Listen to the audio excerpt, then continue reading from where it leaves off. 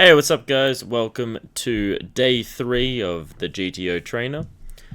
Starting the low jack with queen 3 offsuit standard fold. Next hand in the cutoff of 9-8 offsuit, once again standard fold. Hijack with 10-4 offsuit, once again standard fold. On the button with 10-6 suited, or correction offsuit, once again standard fold. 9-8 offsuit facing and under the gun open, standard fold. Apparently, we might be calling there at about 8.5%.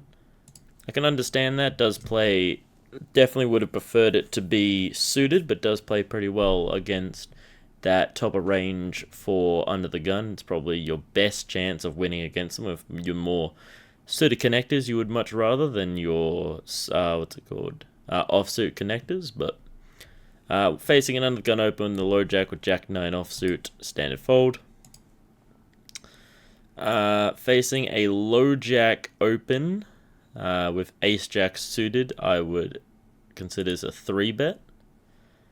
Evidently we are wrong. I guess they're probably going to... And then we face a 4-bet, which is a standard fold. Okay, so that should be a fold against a low jack open. That does seem a little bit nitty, I would have thought. You can check out the solver here.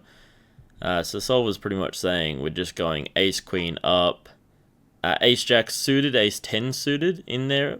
I guess has some playability, but I guess, yeah, maybe ace jack offsuit doesn't have much playability outside of hitting top pair where you're most likely dominated, I guess. So I can definitely hear the theory.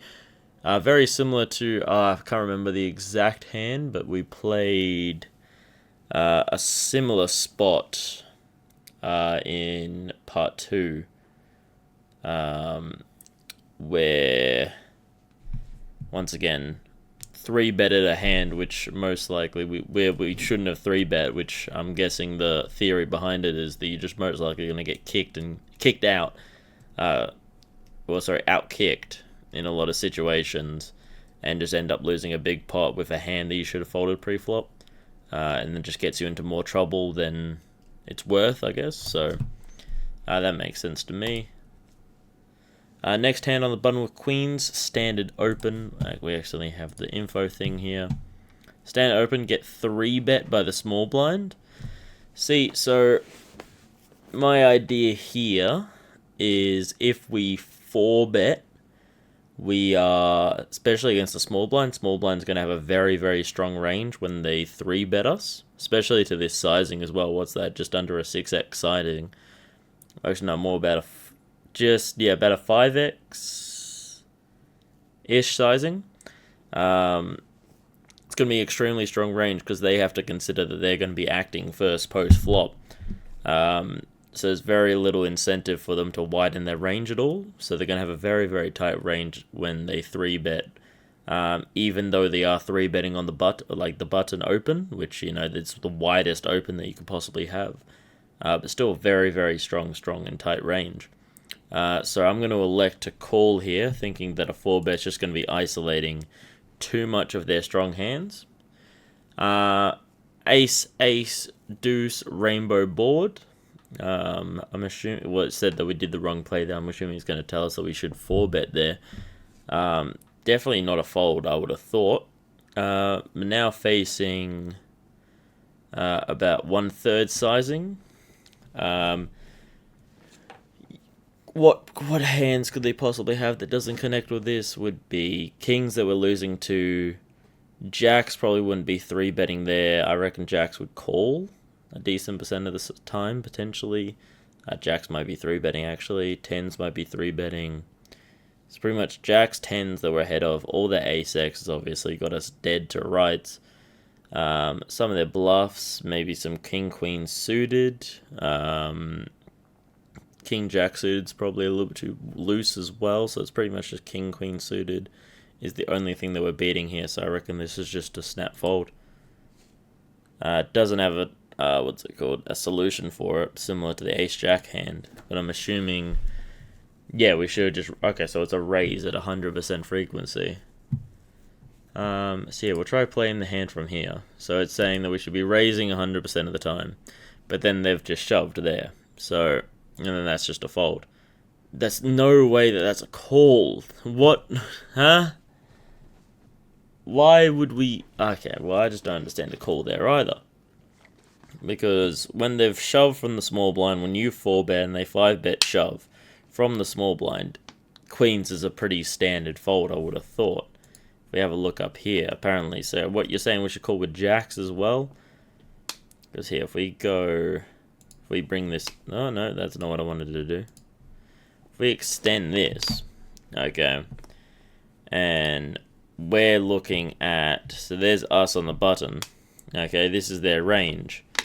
Okay, so they've got aces, king, like, yes, some hands we're flipping with, hand that we're dominating, or not, yeah, we are dominating 70-30, and a couple other hands at 70-30, 70-30 with ace-5 suited, 70-30 with ace-queen off, queens that we're dropping with, jacks, 10s, and then 9s, 8s, 7s at some frequency, but I just don't think anyone would really shove at much frequency with 9s, 8s, 7s, potentially 10s, but I would have thought that 10s wouldn't really be wanting to 5-bet shove in a lot of situations. I would have thought it would be mostly just your ace-5 suited to kind of balance it out, but I just don't really see a shove there at all being a profitable call with a queen, but evidently the solver does believe it's a profitable call. So I guess, yeah, we should have been calling there, but my personal idea is call the 3-bet, keep in this weak part of their range that we have dominated. Like your ace jack, like your ace kickers, like for example, the last hand that we did just before we like played that hand from the position. You know, we got against ace 10 suited, which is pretty much the exact hand that we want to go up against in that situation. And if we're 4-betting, we're folding out ace 10 suited, because if we look here, okay, ace 10 suited's only there at about 25%, and the other hands that we're dominating, yeah, okay, ace queen's there a lot, but king queen's out of there, king jack suited apparently, which I don't really see as to why. Seems a little bit stupid for them to 5-bet jam there.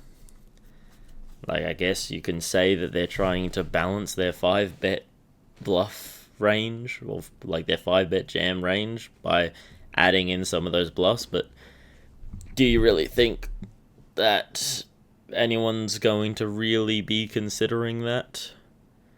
Not really.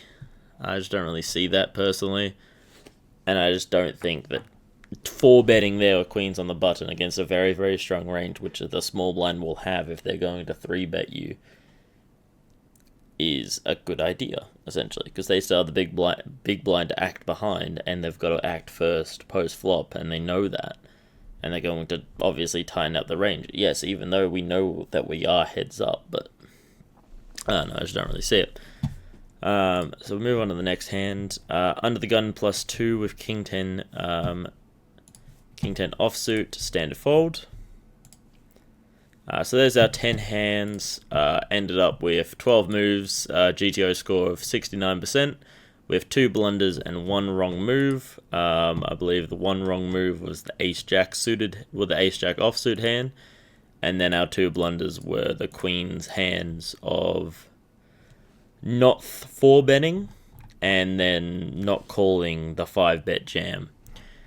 Both plays don't really make too much sense in my mind, but I guess maybe if you move up into the higher limits, you need to consider a little bit more of balancing out your 5-bet jam range, I guess.